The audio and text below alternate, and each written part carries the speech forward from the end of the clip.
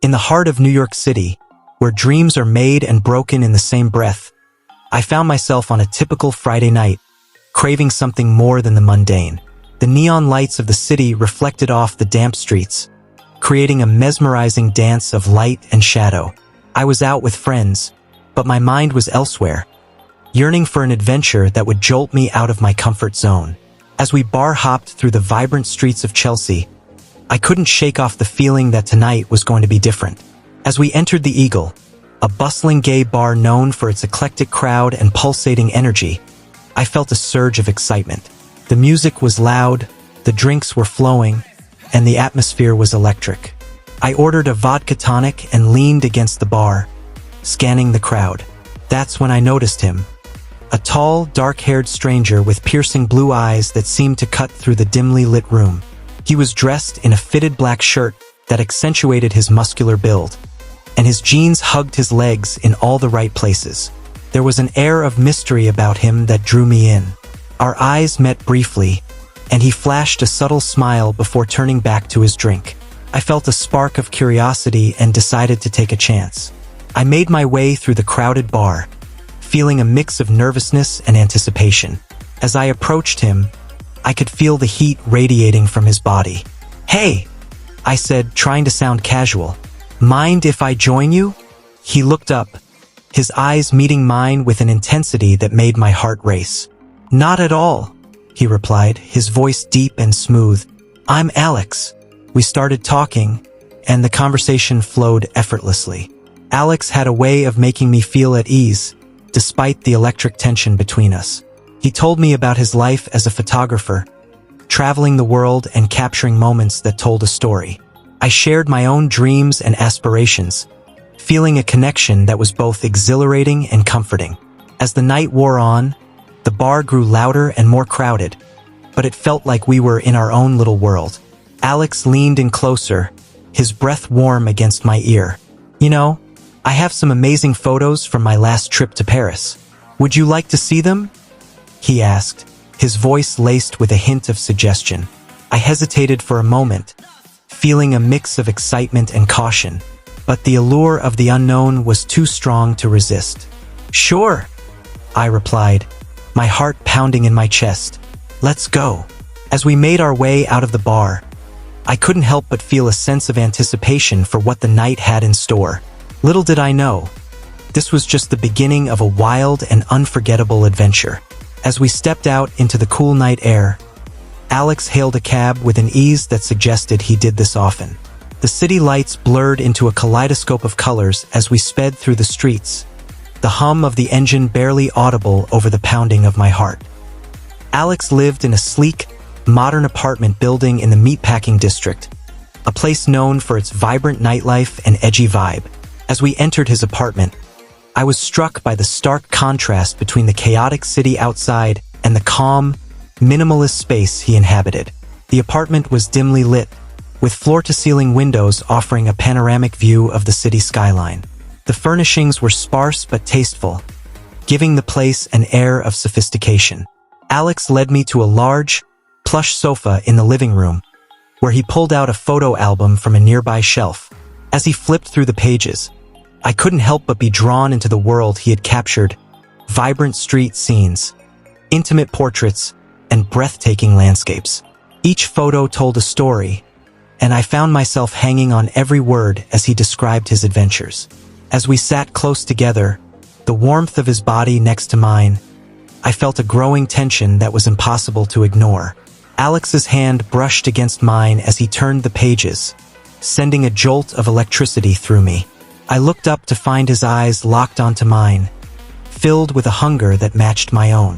Without a word, he closed the album and set it aside, his gaze never leaving mine. The air between us crackled with anticipation. He leaned in, his lips brushing softly against mine in a kiss that was both tender and intense. I felt a rush of desire as his hands explored my body, tracing the lines of my muscles with a touch that was both gentle and firm. I responded in kind, my own hands eager to explore the contours of his body. The room seemed to fade away as we lost ourselves in the moment, the city lights outside casting a soft glow on our entwined forms. The night wore on, and our passion grew more intense. Alex led me to his bedroom, a space that was as sleek and modern as the rest of the apartment.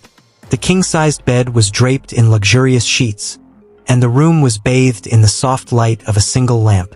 As we undressed each other, the air was thick with desire. Every touch, every kiss, felt like a promise of something more, something wild and unpredictable. I couldn't have known then just how true that would be.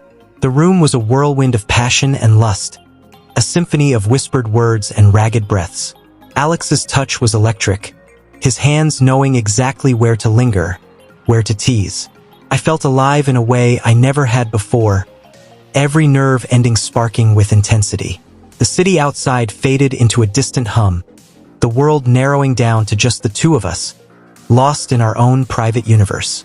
As the night deepened, so did our connection. Alex was a master of seduction, his every move calculated to draw out the most intense reactions. He whispered dirty, erotic words in my ear, his voice a low growl that sent shivers down my spine. I found myself responding in kind, my inhibitions melting away under his skilled touch.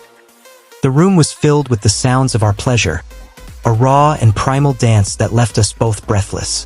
But as the hours passed, I began to notice something strange. Alex's demeanor started to shift, his eyes taking on a darker, more predatory gleam. His touches became rougher, more demanding. At first, I thought it was just the heat of the moment, the intensity of our passion. But as he pinned me down, his grip almost painfully tight, I felt a flicker of unease. "Alex, slow down," I murmured, trying to catch my breath. But he didn't seem to hear me, his eyes wild and unfocused. He flipped me over, his hands gripping my hips with a force that bordered on painful. I tried to push him away, but he was too strong, his body a wall of muscle that I couldn't move. Panic began to rise in my chest, a cold knot of fear forming in my stomach. "Alex, stop," I said, my voice sharper this time. But he only laughed, a cold, mocking sound that sent a chill down my spine. "You wanted an adventure, didn't you?" he growled, his voice laced with a cruel amusement. I felt a surge of adrenaline, my fight-or-flight instinct kicking in. But before I could react, he had me pinned down again, his body pressing against mine with a force that left me gasping for breath.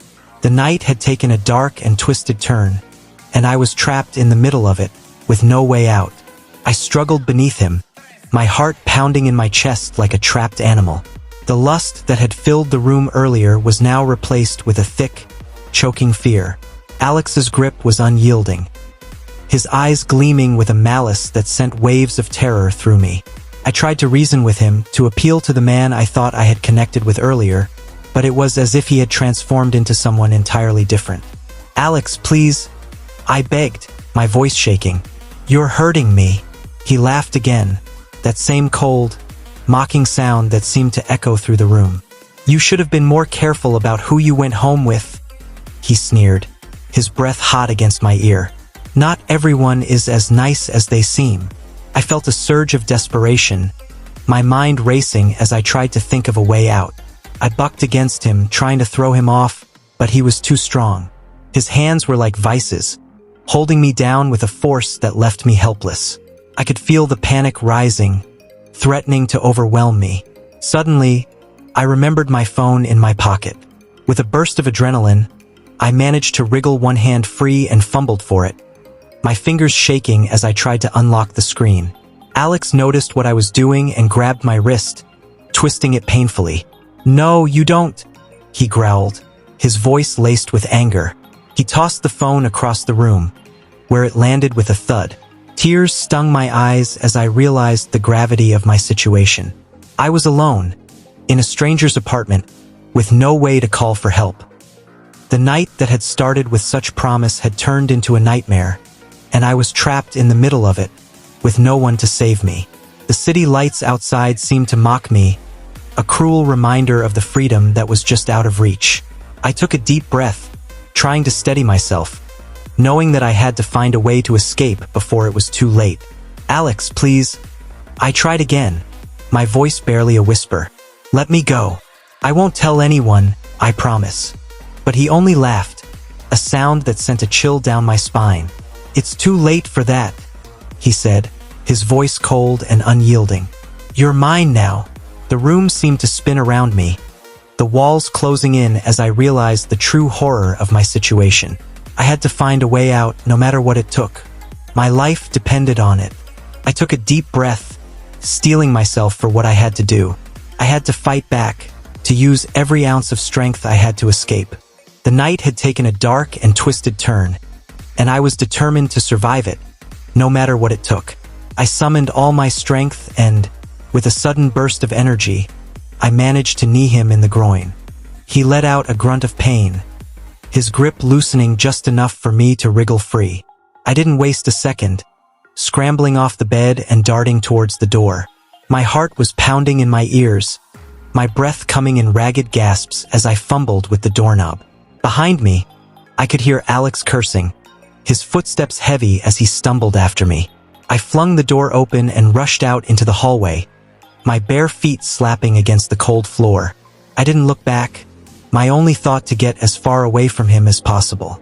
The elevator seemed to take forever, the seconds ticking by like hours as I waited for the doors to open. Finally, they slid apart, and I stumbled inside, my fingers shaking as I jabbed at the button for the lobby. As the elevator began its descent, I sank to the floor, my body shaking with a mix of adrenaline and relief. I had escaped, but the night had left its mark on me, a dark and twisted memory that would haunt me for a long time to come. I knew I had to get help, to report what had happened, but for now, all I could do was focus on getting out of the building and into the safety of the city streets. The elevator doors opened, and I stumbled out into the lobby, my eyes scanning the room for any sign of help. The doorman looked up, his eyes widening in surprise as he took in my disheveled state. "Sir, are you all right?" he asked, concern etched on his face. I shook my head, my voice shaking as I tried to speak. "No, I'm not. I need help. Please, call the police." The doorman nodded, his expression grave as he reached for the phone. I sank down onto a nearby chair, my body shaking with the aftermath of the ordeal. The night had taken a dark and twisted turn, but I had survived. And now, I had to face the consequences of what had happened, and find a way to move forward. As I waited for the police to arrive, I couldn't help but think back to the start of the night, to the excitement and anticipation I had felt as I stepped into the Eagle. I had been looking for an adventure, for something to jolt me out of my comfort zone. But I had gotten more than I bargained for, a night that had started with such promise and ended in a nightmare. I took a deep breath, steeling myself for what was to come. I knew that the road ahead would be difficult, that I would have to face the trauma of what had happened and find a way to heal. But I also knew that I was strong, that I had the resilience to overcome this and come out the other side. And so, as the police arrived and I began to tell my story, I made a promise to myself. I would not let this define me, would not let it break me. I would find a way to move forward, to reclaim my life and my sense of self. And I would use my experience to help others, to raise awareness and prevent this from happening to anyone else. The night had been a dark and twisted journey, but it was not the end of my story. It was just the beginning of a new chapter, one that would be filled with healing, growth, and the strength to overcome. And so, as I stepped out into the cool night air, I took a deep breath and looked up at the stars. The city lights seemed to shine a little brighter, the world a little clearer. I had survived the night, and I would survive what was to come. I would find a way to turn this dark and twisted experience into something positive, something that would make a difference in the world. And with that thought in mind, I stepped forward, ready to face whatever the future held. The night had been a wild and unforgettable adventure, but it was not the end. It was just the beginning of a new journey, one that would be filled with hope, healing, and the strength to overcome. Thank you for reading my story. If you enjoyed it, please subscribe to True Gay Stories for more engaging and thought-provoking content.